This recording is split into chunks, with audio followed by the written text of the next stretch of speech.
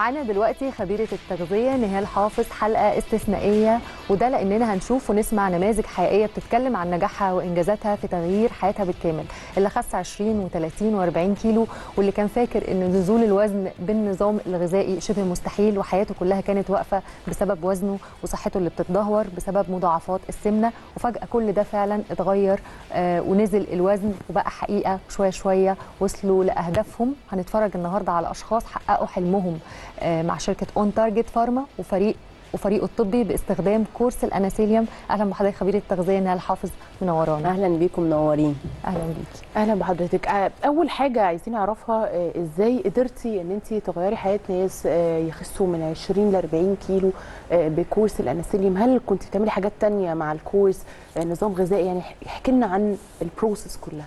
تمام، انا دايما بقول ان هو مش فكره كورس لوحده، طبعا هي فكره ان انا ازاي اغير اسلوب الحياه بتاعي، بدل ما يبقى بالنسبه لي الدايت فتره مؤقته اللي هو بمشي عليه اسبوع 2 او شهر او شهرين وبعد كده برجع ازيد اكتر من الاول. هو الاحسن ان احنا نغير اسلوب حياتنا يبقى اسلوب حياه صحي، وعشان كده عملت مبادره قاطع الابيض. فهو مش فكره كورس لوحده، هي فكره نظام غذائي، اسلوب حياه صحي، فكره كورس بيساعدنا، لان دايما مريض السمنه بيجي في الاول بيبقى عنده احباط، ما عندوش اراده، مش عارف يبدا منين، محتاج حاجه تجيب معاه نتيجه في فتره قصيره عشان يقدر يكمل. فاحنا بالاراده دي هو كورس الاناسيليوم اللي بيخليه يكمل، انما بيكون معاه طبعا في نظام غذائي صحي، بيبقى فيه اسلوب حياه صحي.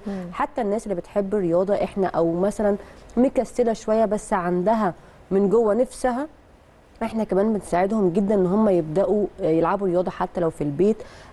لو ما عندهاش وقت تروح الجيم، بيبقى معانا كوتش اونلاين بيدربها عشان الصحه العامه وتنشيط الدوره الدمويه، وعشان يساعدها اكتر ان هي كمان تبني كتله عضليه بحيث ان الحرق عندها يعلى شويه. فهو فكره كورس الاناسيليوم ممكن بيساعد في الاول، بيخلي يبقى عندك اراده، هو اللي بيديك الباور انك تكملي. وفي نفس الوقت في مبادره قاطع الابيض الموضوع كان صعب شويه ان انا اقول لحد اقطع نشويات، اقطع سكر ابيض، اقطع ملح.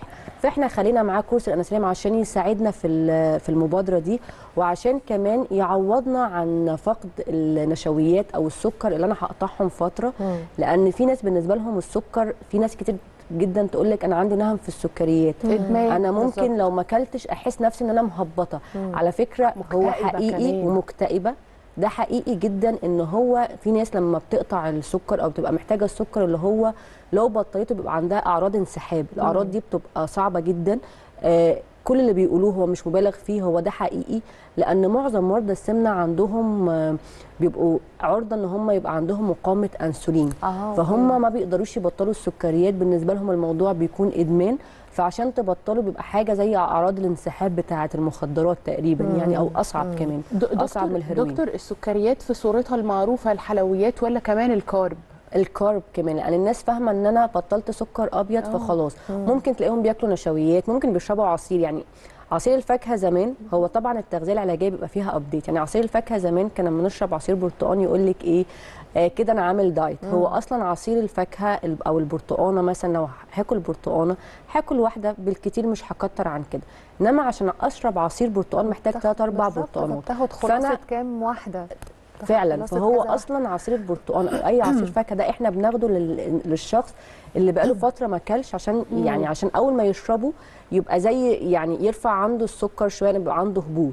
لان انت بتستخدمي 3 4 برتقانات، دي كميه، وفي نفس الوقت ما بيبقاش فيها الياف، فانت اصلا الفاكهه فقدت القيمه الغذائيه بتاعتها، بتبقى عباره عن ميه بسكر. فاحنا عندنا يعني مفاهيم كتير اتغيرت بالنسبه للعصاير، بالنسبه لاكل الفاكهه. بالنسبه كمان احنا زمان كنا بنقول ايه، المفروض نبدا يومنا نفطر. دلوقتي اصلا بيقول لك احسن نظام عامل نتائج هو نظام الصيام المتقطع، اللي هو المفروض تاكلي مرتين في اليوم، والمفروض كل ما تاخري ميعاد فطارك كل ما الحرق بتاعك او هرمون الجروث هرمون بتاعك شغال كويس. اول ما بتاكلي هرمون او الحرق بتاعك بيقل وبيعلى عندك هرمون الانسولين او هرمون السكر. احسن يا دكتور؟ يعني فعلا انت شايفه؟ يعني انا طول عمري فاهمه ان احنا ناكل كل ساعتين بس اكل هيلثي وصحي وكده فالحرق يزيد عندنا. لكن فكره ان احنا ناكل مرتين بس في اليوم دي مش عارفه، بتبقى صعب. بصي هو انا مش احسن واوحش، هو انا اقدر اعمل ايه؟ مم. يعني احنا دايما في شركه اون تارجت فارما بنخلي العملاء على حسب بيقدروا يعملوا ايه. يعني هل انا بقدر ان انا اكل مرتين في اليوم، ولا انا من مدرسه ان انا عاوزه اكل كل ساعتين؟ فاحنا بنشوف العملاء ايه اللي تقدر تمشي عليه، وبنبدا معاهم في رحله الدايت. هو ده الصح وهو ده اللي هيستمر وهو ده اللي هيكمل. انما فكره ان انا اعمل حاجه عشان اخس دلوقتي وبعد كده ترجع ريما لعادتها القديمه، فبتلاقيها اصلا بعد ما بتخس مثلا 10 كيلو 15 كيلو 20 كيلو والناس مبسوطه جدا، تلاقي بقى الموضوع ايه بعد ما بطلت رجعت تاني تاكل زي الاول وخلاص ما فيش حاجه جديده. فانا دايما مع مريض السمنه، واسفه انا بقول مرض بس هو فعلا مرض، بشوف ايه اللي تقدر تعمله وتكمل عليه بقيه حياتك. حلو. كلمه بقينا نسمعها كتير برضو هند، مقاومه الانسولين. قبل مقاومه الانسولين، يمكن لما الدكتور بتتكلم عن الصيام المتقطع، هو انا بحس ان كل حاجه ربنا قال لنا عليها. يعني دي حقيقه، كلوا واشربوا ولا تسرفوا، الصيام 30 يوم في السنه.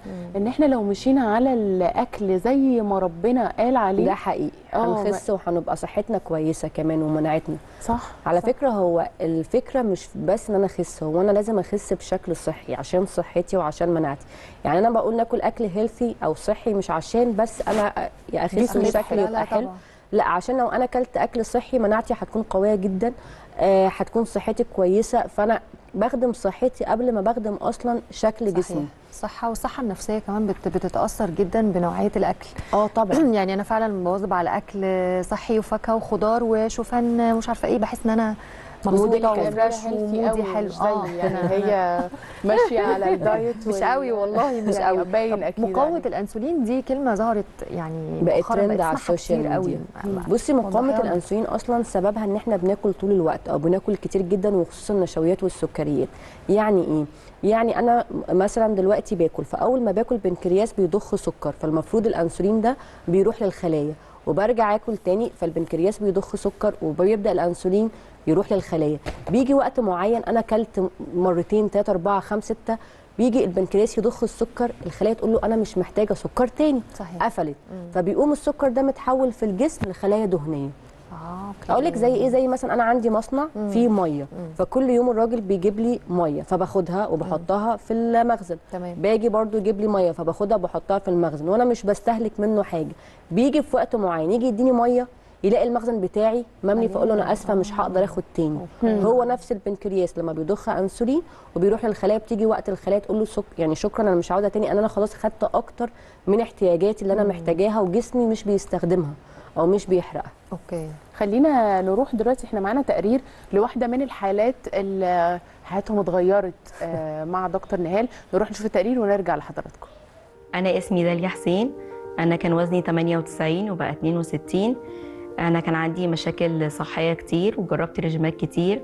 فمره وانا قاعده بتفرج على التلفزيون لقيت دكتوره نهال حافظ من شركه اون تارجت فارما بتتكلم، بتقول انها هتفتحي الثلاجه وتقفليها تاني، وده صار فضولي ان ازاي افتح الثلاجه واقفلها تاني. قصص حقيقيه وحالات واقعيه، وحلم كان صعب تحقيقه لكن الحمد لله اتحقق، وكان طريق كله مطبات لكن عدى بامان، وكل ده بفضل ربنا وبفضل كورس اون تارجت فارما والنظام الغذائي واسلوب الحياه الصحي. وده من اهم اسباب النجاح في الرحله دي. بس الاهم من ده هي رغبتك في انك تعيش حياه افضل، وانك تستمر في حياه كلها صحه ومناعه ووزن مثالي. تواصلت مع الشركه، طبعا انا ما صدقتش في الاول، كنت شاكه في الكلام ده لاني بحب الاكل وبحب المطبخ. فلما تواصلت معاهم وبعتوا لي منتجات، ابتديت اخش المطبخ اعمل اكل، وقبليها اخد بساعه او بنص ساعه اخد المنتجات. لقيت نفسي مش جعانه، وشهيتي اللي كانت مفتوحه ابتدت تقل، ومشاكلي الصحيه ابتدت تتحسن. وده طبعا ساعدني ان انا اخس الوزن في وقت طبعا قصير مش كبير، وفي نفس الوقت ساعدني ان انا اكسب صحتي. كورس اون تارجت فارما هيشبعك لاكتر فتره ممكنه، وفي نفس الوقت هيخليك تاكل بكميات اقل، وهيخليك تحرق الدهون المختزنه داخل الجسم، فهيخليك توصل للوزن المثالي. مع اون تارجت فارما حياتك احلى. مش محرومه من اي حاجه، وفي نفس الوقت خلى صحتي احسن، ان اعرف اتحرك واشتغل واروح واجي، وبقيت خفيفه ومش حاسه بارهاق ولا تعب. طبعا انا بشكرهم لان فيها فايبرز وفيها الياف، وده فادني جدا ان انا اغير صحتي واغير حياتي. مع اون تارجت فارما حلم الرشاقة ما بقاش مستحيل.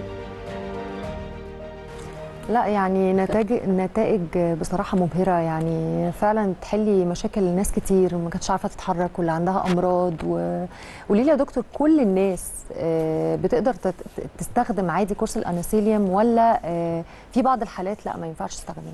تمام. قبل ما اجاوب على السؤال ده انا عاوزه اعقب على داليا من الحالات اللي كانت 98 كيلو وصلت 62 كيلو في 4 شهور. داليا كمان كان عندها مشاكل اضطرابات هرمونيه وكانت بتاخد ادويه كتير، فكانت من الناس اللي اصلا مش بتصدق اي حاجه بسهوله. كانت من الناس اصلا اللي دخلت الاول، عارفه الناس اللي بتدخل الاول على السوشيال ميديا تهاجم، اللي هو انتوا ازاي بتقولوا كلام ما بيحصلش، انتوا ازاي بتقولوا ان احنا يعني هي ما كانتش مصدقه اي منتجات. انا جربت كتير جدا، وفي نفس الوقت اللي بيبقى عنده لخبطه هرمونات اصلا بيبقى على طول متوتر وعلى طول قلقان وعلى طول عصبي، وعلى طول مش واثق في اي حاجه. فالحاله دي دايما بنتعامل معاها نفسيا اكتر قبل ما بتديها او ترشحي لها اي كورس تخسيس. لازم الاول تتعاملي معاها نفسيا، تطمنيها، تهديها، تسمعيها جدا. الاول تديها الامان عشان تبداي بعد كده تسمع كلامك في اي حاجه. بعد كده طبعا الكورس والمتابعه اللي بتبقى من الفريق الطبي بيساعد السبورت. دايما التخسيس اونلاين نجح في الفتره الاخيره، لان مريض السمنه قبل ما ياخد ورقه دايت او قبل ما ياخد كورس تخسيس هو محتاج دعم نفسي. هو حاسس ان هو مش زي بقيه الناس، ما بيلبسش زيهم، ما بيتصورش زيهم، تقيل في الحركه، كسلان، مش قادر ياخد نفسه، مش قادر يلعب مع الاطفال، بيبقى فيه شويه تنمر كمان سواء في الشغل او في المدرسه. فهو بيبقى محتاج دعم نفسي قبل ما نرشح له كورس او قبل ورقه قبل الرجيم اللي هو هيمشي عليه او قبل رحله الدايت. فدايما المتابعه اونلاين بتبقى اسبوعيه، بتطمني على البيشنت او الكلاينت، بتقولها تاكل ايه وما تاكلش ايه ومن المواعيد، وساعات بتبقى اكتر من مره او مرتين كمان في الاسبوع. فانك تخسي وانت قاعده في البيت او حد بيطمن عليكي من كل وقت للتاني وحد بيسمعك، ده لوحده اصلا بيديها دعم نفسي ان انا اكمل. لما تكون هي مثلا رايحه فرح او رايحه مناسبه وخايفه ان هي مثلا تبوظ او تكلمك او تكلم التيم، فبتكلم الفريق الطبي، فده بيديها عارفه بيحسسها ان هي مهمه، ان هي في دعم نفسي، في حد معاها. هو ده اصلا سبب النجاح يمكن في فكره التخسيس اونلاين. ممكن يبقى نفس المنتجات موجوده بره، لكن هو مش نفس المتابعه بتبقى موجوده او الاهتمام. هو ده اللي بيخلي البيشنت ان بيحسوا ان في حد بيساعدهم وبيمسك ايديهم، وان هو نفسه يساعدهم او يحقق التارجت او الهدف بتاعهم. هو ده اللي بيخلي التخسيس اونلاين بقى ناجح في الفترات الاخيره. وفعلا الناس بتنبهر ان 8 و10 و12 كيلو في الشهر و15 دي ارقام مهوله، بس هو نفسيه البيشنت او المريض. انت عندك كل مرضى السمنه هتلاقي عندهم حاله يأس، هو وصل لوزن كبير قوي، مش عايز يخس، مش عايز يعمل مجهود، مش عايز يعمل حاجه، الرحله طويله قوي ومش فبيفضل زي ما هو، بيفضل مكانه زي ما هو، مش عايز ياخد اي خطوات. فدي فعلا حاجه مهمه قوي. لو حد عايز يتواصل معاكم، ايه الطرق اللي ممكن يتواصل بيها؟ من خلال صفحه اون تارجت فارما، او من خلال صفحه نهال حافظ على الفيسبوك، من خلال اون تارجت فارما على الانستجرام، او نهال حافظ على الانستجرام، او ممكن من خلال كمان الارقام اللي بتظهر على الشاشه، او من خلال واتساب. يعني احنا عاملين كل وسائل التواصل. المهم ان احنا عاوزين نخس، عاوزين ندخل 2023 بشكل جديد وبهدف جديد وبتارجت جديد وبجسم جديد وبصحه كويسه. مظبوط. حابه كمان بقى اجاوب على السؤال، كورس الانسولين ينفع مع مين وما ينفعش مع مين؟ بصي، هو احنا عندنا انواع كتير من الكورسات. طبعا ما فيش منتج ينفع لكل الحالات أكيد. او ما فيش كورس ينفع لكل الحالات. فكورس الانسولين العادي ده بينفع الاطفال، اللي هو فيه الالياف الفايبرز، بتنفع الاطفال، بينفع الناس الامراض المزمنه اللي هو الضغط والقلب والسكر. بينفع كمان الناس اللي اول مره تجرب كورس تخسيس بياخد الياف الانسولين. الالياف دي بتبقى عباره عن ماده السيليوم هاسك او قشور السيليوم، دي بتنزل في المعده وبتعمل بالك او بالبلدي كده بتنفش، فبتخليهم ياكلوا بكميات اقل. ده كورس الانسولين العادي اللي هو بيبقى الياف، معاه اعشاب المورينجا، بيبقى معاه سكر دايت، كله حاجات طبيعيه، كل حاجات طبيعيه. طب انا عندي كورس تاني للناس مثلا اللي بتبقى جربت انظمه دايت كتير، استخدمت منتجات تخسيس كتير، نزلت بطريقه غلط، نزلت كيلوهات كتير جدا، ففقدت كتله عضليه، فالحرق بتاعها ما بقاش زي الاول. طبعا. كتير جدا بنسمع الناس تقول لك ايه، انا كنت بنزل في الاول كتير قوي وبعد كده رجعت او سبت وبعد كده نزلت كويس وبعد فتره رجعت في الوزن تاني بس مش عارفه انزل، الحرق بقى ضعيف، الحرق بقى ضعيف. طب يعني بتبداي بقى تبحثي الحرق ضعيف، مثلا عندك نقص فيتامين د، عندك مشاكل في الغده الدرقيه، بتلاقي ان هي ما عندهاش اي مشاكل تعرقل الحرق، الا ان هي كانت نزلت كتير جدا، كان عندها سوء تغذيه او نزلت غلط، فطبيعي اثرت ان الكتله العضليه نزلت عضلات، فبقى الحرق بتاعها اقل طبعا. ففي الحالات دي احنا بنستخدم كورس الانسولين المكثف، بيبقى عباره عن كبسولات انسولين والياف انسولين. النوع ده بيبقى محتاج جرعه مكثفه عشان الحرق عنده ضعيف، عشان جرب حاجات كتير، عشان جسمه اصلا مر بحاجات كتير جدا، فبقى عنده اصلا في التكنيكال في الجسم بتاعه بقى عنده مشاكل اكتر من الشخص اللي هو الطبيعي اللي ما استخدمش حاجه قبل كده وما جربش حاجه. فبيبقى محتاج جرعه اقوى او كورس مكثف. ممكن لو حد بقى عنده نقص في فيتامين د، حد عنده مشاكل في الغده الدرقيه، برضه بيستخدم الكورس المكثف. بس مش معنى ان انا هستخدم الكورس المكثف ان انا استخدمه ما احلش المشكله الاساسيه. يعني انا حد عنده مثلا نقص فيتامين د، لازم اعرف النسبه الاول واحدد له هياخد جرعه فيتامين د انهي جرعه، ومع الجرعه اللي هياخدها بتاعه نقص فيتامين د بياخد الكورس الانسولين مع النظام الغذائي. عندي حد عنده مثلا مشاكل في الغده الدرقيه، فاكيد بيتابع مع الدكتور بتاعه، لازم اعرف بياخد جرعه الالتروكسين كام. حد مثلا عنده ممكن يبقى عنده انيميا، فلازم اعرف النسبه كام، وبياخد انهي نوع حديد، او بياخد كبسولات، او بياخد باودر، او بياخد ايه، بحيث ان انا مع ان انا اديله العلاج الاساسي بياخد معاه كورس الانسولين مع النظام الغذائي. لكن الكورس مش هيعالج مشاكل، لو انا عندي مثلا مشاكل فيتامين د، ولا مشاكل انيميا حديد، ولا مشاكل في الغده الدرقيه، او عندي مثلا تكيسات مبيض، فدي بيبقى ليها ادويه معينه مع كورس الانسولين ومع النظام الغذائي. اهم حاجه ان الكورس الانسولين مش بيتعارض مع الادويه اللي هم بياخدوها. ده بقى بيكون بالتنسيق من خلالكم، بيحصل طبعا تحاليل. يعني انا بالنسبه لي كانت معلومه جديده جدا ان نقص فيتامين دي بيقلل الحرق. لا، ده هو بيخليه مش يقلله، هو بيخليه مفيش حرق اصلا. عشان كده الناس كتير جدا بتكون ماشيه على النظام الغذائي وتقول لك انا وزني ثابت. وزنها ثابت ما بينزلش اصلا من الاول، مش كان بينزل يعني في الاول ممكن الجسم ينزل 2 و3 و4 و6 الجسم برضو بيفقد في الاول ميه، برضو بيفقد سوائل. ده حقيقي. بيفتكر انه وزن، يعني بيفتكر انه وزن، هو بيبقى ميه زياده. عشان كده احنا ساعات بنطلب من الناس اللي متوفر عندها ان هي تعمل ان بودي، بحيث ان احنا نعرف نسبه الميه والعضلات والدهون، عشان نقدر نحدد كمان انت بتنزلي من ايه. ده الاصح. لكن لو ما عندهوش ان بودي بنخليه يقيس بالمازور، عشان احنا بيهمنا اكتر ان هو ينزل مقاسات اكتر من الميزان، لان نزول الدهون طبعا اصح بكتير من ان انا انزل على الميزان. صح، بالظبط كده. التواصل ان شاء الله يبقى معاكي ازاي يا دكتور على السوشيال ميديا؟ من خلال صفحه اون تارجت فارما، او صفحه نهال حافظ على الفيسبوك، او من خلال انستجرام اون تارجت فارما، او انستجرام نهال حافظ، او من خلال الارقام اللي بتظهر على الشاشه. احنا استفدنا جدا جدا من الفقره معاكي النهارده يا دكتور، وان شاء الله تبقي مشرفانا دايما على طول، والناس تستفيد، ونطلع ان شاء الله زي ما بتقولي كده 2023 إن شاء الله كلنا خاسين وبصحه كويسه ان شاء الله، ونحقق حاجه كويسه. بشكرك جدا دكتوره نهال حافظ. ميرسي.